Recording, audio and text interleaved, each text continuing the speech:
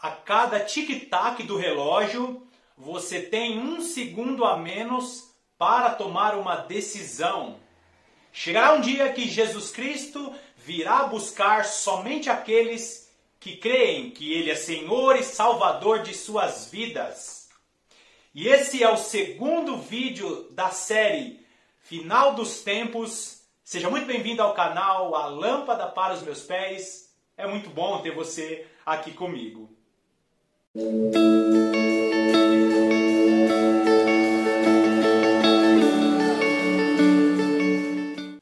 É muito importante você assistir ao vídeo anterior para ter uma melhor compreensão de tudo que eu vou falar nesse vídeo aqui.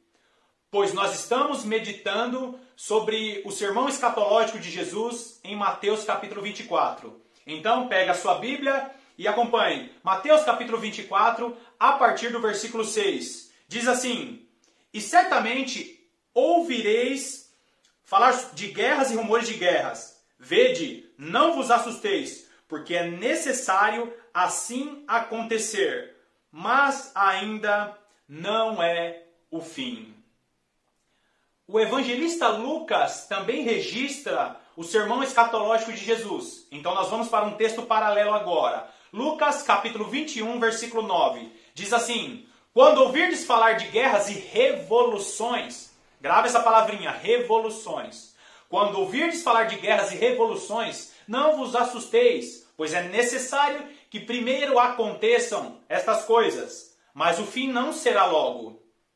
Olha só, esse mesmo texto em outra versão. E quando ouvirdes de guerras e sedições, não vos assusteis, porque é necessário que isso aconteça primeiro, mas o fim não será logo. Mais uma versão.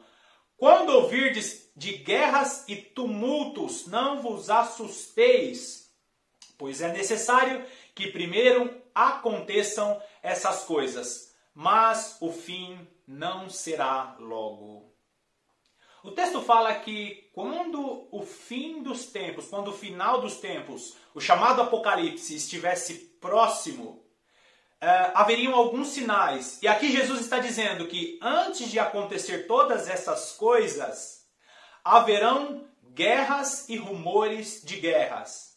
Lucas diz que registrou, né? Lucas registra aqui, quando ouvirdes falar de guerras e revoluções. E aqui nós precisamos começar dizendo que não estamos em uma guerra declarada, mas já estamos falando sobre rumores de guerras. Você precisa concordar comigo nesse comentário. O ano de 2020 tem sido um ano muito diferente, não é verdade? Desde janeiro nós estamos ouvindo falar sobre rumores de guerra. Nós estamos ouvindo falar sobre conflitos internacionais, líderes mundiais que estão se estranhando e tiveram ali alguns problemas entre nações consideradas poderosas. E eu sei que alguém pode argumentar dizendo: Irmão Paulo, não tem novidade nenhuma. Sempre existiram guerras e rumores de guerras. Sempre existiram conflitos internacionais. Isso não é novidade. E sim, é verdade. Não é novidade as guerras e os rumores de guerras. Mas nós precisamos estar atento ao que Jesus disse em Mateus capítulo 24, no versículo 8. Olha só o que ele fala. Porém, tudo isto é o princípio das dores. E quando Jesus fala sobre princípio das dores, ele está fazendo referência a uma mulher que está grávida e está prestes a dar à luz. Sabe, as primeiras contrações? Se você é mãe, se você é pai, você sabe exatamente do que eu estou falando. Quando a mulher está para dar à luz, existem ali as contrações, que segundo quem passou por gestação, essas pessoas dizem que são contrações, são dores. E aí, conforme o tempo vai passando, essas dores elas vão ficando cada vez mais fortes. Então, a primeira contração ela tem uma dor ali razoável e no passar das contrações, essas dores vão aumentando. Então, quando Jesus fala que este é o princípio das dores, ele está querendo dizer que os conflitos internacionais, as guerras e os rumores de guerras teriam uma intensidade ainda maior. E a novidade nisso aqui, nessa guerra e rumor de guerra, que eu estou te falando tanto aqui, é que nunca existiu na história da humanidade um poder bélico e uma chance gigante das nações se confrontarem. Inclusive, uma vez eu ouvi um especialista dizendo que existe armamento nas nações que poderia estourar, que poderia explodir a Terra em até 3 vezes se todos esses armamentos fossem liberados no mundo. Eu não sei se eu posso usar um código aqui, mas um cogumelo que faz boom. Se fossem liberados todos esses cogumelos, provavelmente a explosão daria para destruir a Terra em umas 3 vezes, mais ou menos. Então, nunca se houve tanta possibilidade de destruição em massa como nos dias de hoje. Então, sim, nós estamos nos aproximando dos maiores conflitos internacionais que o mundo já ouviu. Então, quando eu falo sobre guerras e rumores de guerras, acreditem, nós estamos muito mais próximos do que parece. Mas eu quero que você se atente agora à versão de Lucas. É o mesmo texto, é o mesmo contexto, só que descrito por Lucas. Lucas 21:9 fala assim: quando ouvirdes falar de guerras e revoluções. Se você também notar, nunca se houve tantos conflitos e revoluções. Você sabe o que significa revoluções? A palavra que Lucas usou para descrever a revolução é a palavrinha acatastasia. Acatastasia significa confusão, significa instabilidade e significa estado de desordem.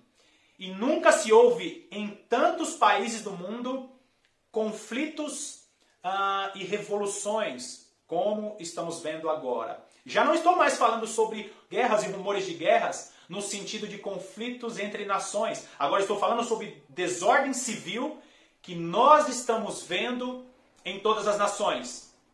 Então, guerras e rumores de guerras e revoluções são marcas que estariam acontecendo, são sinais que estariam acontecendo quando Jesus estivesse perto de voltar. Mas, pensando em revoluções, será que é possível um cristão ser um revolucionário? Será que o texto está nos mostrando que os cristãos, eles deveriam participar de revoluções? E muitos desses grupos que se intitulam como revolucionários, eles fazem protestos em várias nações do mundo. E o argumento para estes protestos é que eles precisam lutar por causas humanitárias.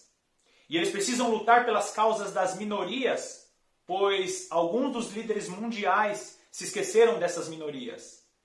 Mas nós precisamos avaliar o conteúdo destes protestos, porque boa parte desses protestos são queimando pneus, queimando ônibus, destruindo patrimônio privado e patrimônio público, causando desordem em várias cidades importantes do mundo. Então, eles se dizem defensores de causas humanitárias, mas acabam prejudicando alguns comerciantes locais, ou acaba prejudicando você que é pagador de impostos, porque se um patrimônio público é destruído, esse dinheiro para conseguir aí arrumar esse patrimônio público, ele vai vir do bolso do contribuinte. Mas será que é possível um cristão, servo do Senhor Jesus Cristo, ser um revolucionário? Será que você, cristão, pode ser um revolucionário e fazer parte desses grupos que têm feito protestos em todo o mundo? Então nós precisamos avaliar algumas coisas na palavra de Deus. Primeiro, você não vai encontrar Jesus nos 4 evangelhos incentivando os discípulos a promoverem tumultos e sedições. Inclusive tem uma passagem que fala que a multidão se aproxima de Jesus para proclamá-lo rei. E aí Jesus, ele sai de lado e se afasta da multidão, porque existia ali sim propósitos do Senhor, porque Jesus, o reino de Jesus não era deste mundo, mas promover Jesus a rei naquela ocasião significaria se rebelar contra o rei naquela época. Então esse é o primeiro ponto. Jesus ele não ele não incentivava a tumultos e sedições. E aí outra coisa que nós precisamos avaliar, será que desobedecer às autoridades nesta terra é a vontade de Deus? Avalie comigo Romanos capítulo 13, a partir do versículo 1 diz assim: todo homem esteja sujeito às autoridades superiores, porque não há autoridade que não proceda de Deus. E as autoridades que existem foram por ele instituídas, de modo que aquele que se opõe à autoridade resiste à ordenação de Deus. E os que resistem trarão sobre si mesmos condenação, porque os magistrados são para temor quando se faz o bem, e sim, quando se faz o mal, e condenação para quando se faz o mal. Queres tu não temer a autoridade? Faze o bem e terás louvor dela. Visto que a autoridade é ministro de Deus para teu bem. Entretanto, se fizeres o mal, teme, porque não é sem motivo que ela traz a espada, pois é ministro de Deus, vingador para castigar o que pratica o mal. Eu não estou dizendo que você não pode lutar por uma causa, mas aqui em Romanos 13 a palavra de Deus diz que você precisa respeitar a autoridade da terra. O seu presidente, o seu governador, o seu prefeito, ainda que você não goste dele, ainda que ele seja um homem ou uma mulher que está contrário aí aos seus princípios, não é sua função desrespeitar as leis que foram estabelecidas pelas autoridades. A única vez que você vai desrespeitar uma autoridade daqui da terra é quando ela estabelece lei que são contrárias à palavra de Deus. No mais, precisamos respeitar as autoridades nesta terra. Segundo ponto, nós devemos orar pelas nossas autoridades. Porque se a autoridade ela é uma autoridade que é contrária à palavra de Deus, é contrária aos princípios bíblicos, nós devemos orar pelas nossas autoridades. 1 Timóteo capítulo 2, do versículo 1 ao versículo 3, diz assim: antes de tudo, pois, exorto que se use prática de súplicas, orações e intercessões, ações de graças, em favor de todos os homens, em favor dos reis e de todos os que se acham investidos de autoridade, para que vivamos uma vida tranquila e mansa. Outra versão vai dizer, para que vivamos uma vida tranquila e sossegada, com toda a piedade e respeito, isto é bom e aceitável diante de Deus, nosso Salvador. Então pense comigo, se você é conhecedor da palavra de Deus, e você desrespeita as autoridades que foram estabelecidas sobre a sua vida, o político que governa a sua cidade, ou até o seu pastor, o seu líder espiritual, se você desrespeita essa autoridade, quebrando as leis que foram estabelecidas, segundo a palavra de Deus, você é uma pessoa rebelde. Como eu já falei, nós precisamos orar pelas nossas autoridades e não quebrar as regras e as leis que foram estabelecidas. 1 Samuel capítulo 15, versículo 23 diz assim: porque a rebelião é como o pecado de feitiçaria, e a obstinação é como a idolatria e culto a ídolos do lar. Visto que rejeitastes a palavra do Senhor, ele também te rejeitou a ti, para que não sejas rei. Aqui, nessa passagem, Saul estava desrespeitando as leis que foram estabelecidas por Deus. Saul estava desrespeitando a autoridade que Deus tinha colocado sobre a vida do profeta Samuel. Então, quando alguém é rebelde às autoridades aqui na terra, isso faz lembrar o nosso Senhor. Presta atenção que isso é uma revelação preciosa. Quando alguém é considerado rebelde aqui na terra, quebra as leis dos homens, desrespeita a sua autoridade espiritual, essa pessoa está fazendo Deus lembrar do primeiro revolucionário da história. Você saberia me dizer quem foi o primeiro rebelde da história? Vamos ler alguns versículos para que você me ajude a encontrar o primeiro rebelde da história. Vamos lá. Ezequiel capítulo 28, versículo 13, diz assim: estavas no Éden, jardim de Deus. De todas as pedras preciosas te cobrias. O sárdio, o topázio, o diamante, o berilo, o ônix, o jaspe, a safira, o carbunúnculo e a esmeralda. De ouro se te fizeram os engates e os ornamentos. No dia em que fostes criado, foram eles preparados. Tu eras querubim da guarda ungido. e te estabeleci. Permanecias no monte santo de Deus, no brilho das pedras andava, perfeito eras nos teus caminhos, até que se foi achado iniquidade em ti. Na multiplicação do teu comércio, presta atenção, na multiplicação do teu comércio, se encheu o teu interior de violência e pecaste. Pelo que te lançarei profanado fora do monte de Deus e te farei perecer, ó querubim da guarda, em meio ao brilho das pedras. Eu acho que serviu para ter uma noção de quem o profeta Ezequiel está falando aqui. Vamos continuar. Isaías capítulo 14, a partir do versículo 12, diz assim: Como caíste do céu, ó estrela da manhã, filho da alva? Como fostes lançado por terra, tu que debilitavas as nações? Tu dizias no teu coração: Eu subirei ao céu, acima das estrelas de Deus, e exaltarei o meu trono, e no monte da congregação me assentarei. Nas extremidades do norte subirei acima das mais altas nuvens, e serei semelhante ao Altíssimo. Contudo, será precipitado para o reino dos mortos, no mais profundo do abismo.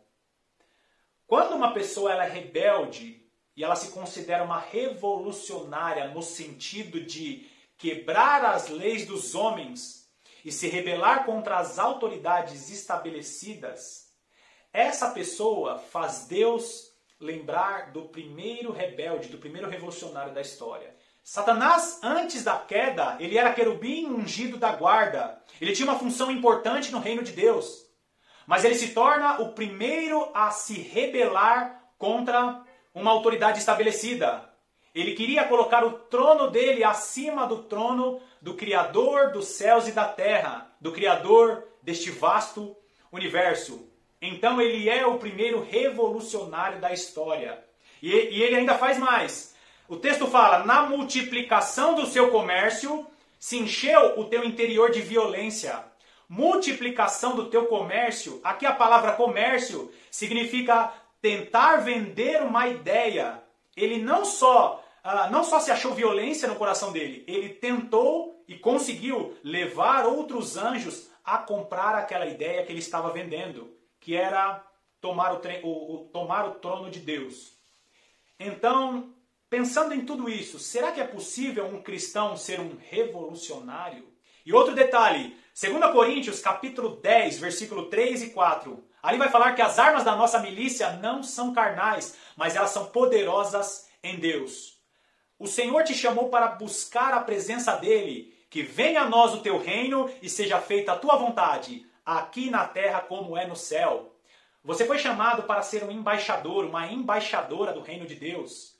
2 Coríntios 5,20 vai dizer: de sorte que somos embaixadores em nome de Cristo, como se Deus exortasse por nosso intermédio. Em nome de Cristo, pois, rogamos que vos reconcilieis com Deus.